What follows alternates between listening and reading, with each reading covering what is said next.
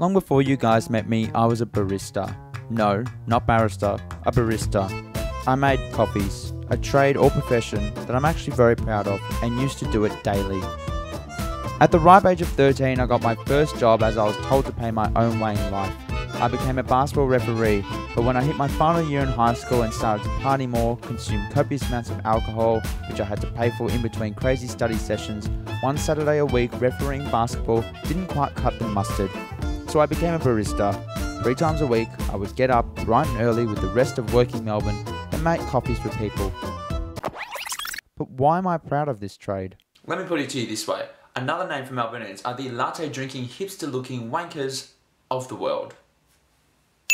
A coffee snob, in plainer terms. We love our coffee here, but why?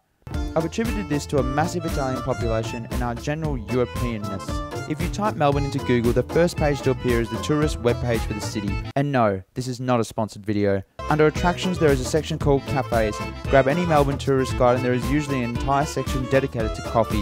The website modestly calls Melbourne the coffee capital of Australia, but it has been on more than one occasion called the coffee capital of the world.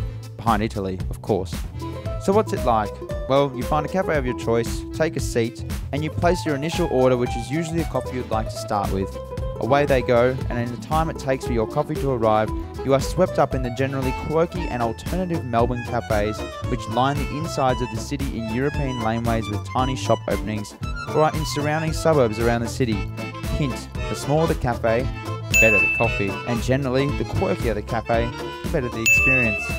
If you go out for a coffee with friends, you are generally talking about the coffee itself for an extended period of time. If it's a seriously good coffee, maybe become a little too emotional, and one coffee may turn into several coffees. It's a social bond, a time of happiness. In the UK, you go out for a pint of beer. In America, you go out for a burger. But here, in Melbourne, you go out for a coffee. Still don't believe this coffee hype? Let's use a more relatable example. Starbucks is the biggest coffee house company in the world. With more than 23,000 stores across the globe, the United States alone has 13,000 stores. Melbourne, a city of 4.5 million people, has just 6 stores. We don't want massive size and mass production mud. We want quality, texture, precision, taste, and enjoyment. The smaller, the better. After all, we are the latte-drinking, hipster-looking wankers of the world. Another thing I love, and I'm damn proud of it. Although my barista days are largely over, I'll always have that love for making and consuming coffee. It was my art form, and I like to think that's helped build a big part of who I am today.